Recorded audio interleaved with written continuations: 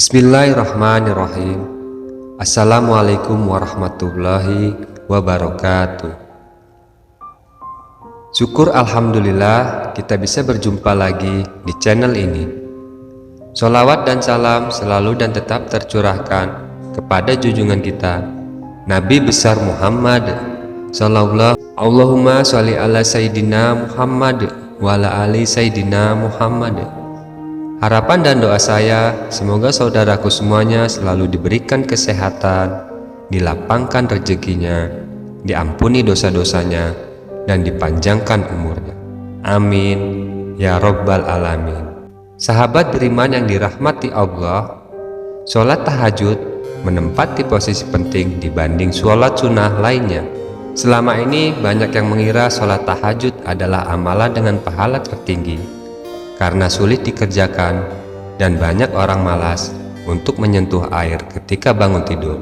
Namun, tak sedikit yang belum tahu kalau ternyata ada beberapa amalan yang memiliki pahala menyamai atau bahkan melebihinya. Tentang sholat tahajud, Allah berseru dalam surat Al-Isra ayat 79. Dan pada sebagian malam hari, sholat tahajudlah kamu sebagai suatu ibadah tambahan bagimu. Mudah-mudahan Tuhanmu mengangkat kamu ke tempat yang terpuji.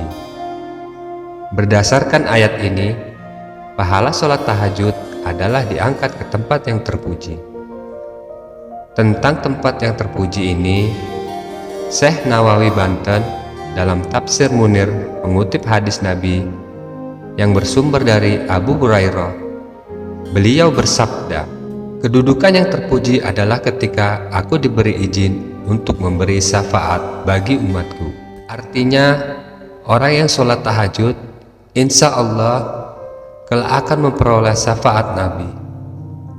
Pendapat ini sejalan dengan yang diungkap oleh pengarang tafsir Jalalain, bahwa makna tempat yang terpuji adalah sesungguhnya Nabi Muhammad diberikan kedudukan untuk memberi syafaat.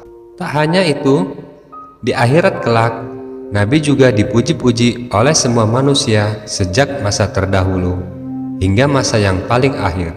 Secara tekstual, hikmah atau sasaran perintah untuk melaksanakan tahajud berlaku khusus, yaitu untuk Nabi. Seperti lazimnya dalam perintah Allah yang lain, sholat tahajud juga berlaku secara umum untuk seluruh kaum muslim. Itu artinya, siapapun yang melaksanakan sholat ini akan mendapatkan tempat yang terpuji.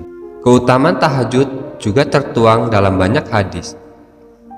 Pertama, sholat yang paling utama setelah sholat wajib adalah sholat malam. Kedua, sesungguhnya di malam hari terdapat waktu tertentu yang dicari oleh seorang muslim untuk memohon kepada Allah dari kebaikan dunia dan akhirat. Pada waktu itu, maka Allah pasti akan memberikan kepadanya. Waktu tersebut ada setiap malam ketiga dan bangun malam, kala banyak orang sedang tidur lelap. Keempat, hendaknya kalian semua melaksanakan sholat malam, karena itu adalah kebiasaan orang-orang soleh sebelum kalian, sebagai cara mendekatkan diri kepada Allah, penghapus kesalahan, pencegah dari dosa, dan menolak penyakit dari badan. Kelima, tidaklah seorang yang biasakan diri sholat malam kemudian tertidur, kecuali Allah akan menulis pahala sholat untuknya dan tidurnya sebagai sedekah. Jika dikalikan lagi, sebenarnya masih banyak keistimewaan tahajud yang tercantum dalam hadis.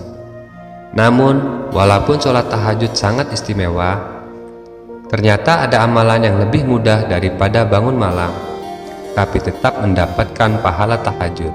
Ada salah satu amalan mudah bagi seorang muslimah, yaitu jika tidak dalam keadaan haid, apabila hendak tidur, maka dia hendaknya berwudu, kemudian menggunakan wangi-wangian, kemudian setelah itu memakai baju yang siap tempur, baju yang tipis-tipis, yang semrawang semriwing, syukur-syukur alhamdulillah tanpa busana sama sekali.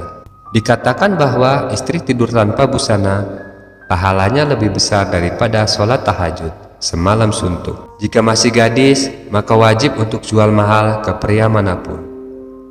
Kalau sudah bersuami, maka hendaknya selalu siap tempur dan selalu obral diri kepada sang suami. Salah satunya dengan cara tidak memakai celana dalam ketika tidur.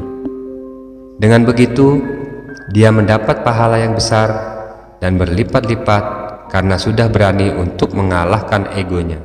Sebagaimana yang telah dicontohkan oleh Ummahatul Mukminin atau para istrinya Nabi Muhammad. Setiap mau tidur, setelah buang air kecil, mereka mengambil wudhu, memakai bedak, parfum, wangi-wangian, kemudian pakai baju yang tipis-tipis, yang semriwing. Syukur-syukur alhamdulillah tanpa busana sama sekali. Lalu masuk ke dalam selimut. Malaikat akan mendoakan bidadari-bidadari yang ada di surga yang melihat mereka dengan cemburu. Semoga turut mendoakan karena melihat ada wanita yang luar biasa.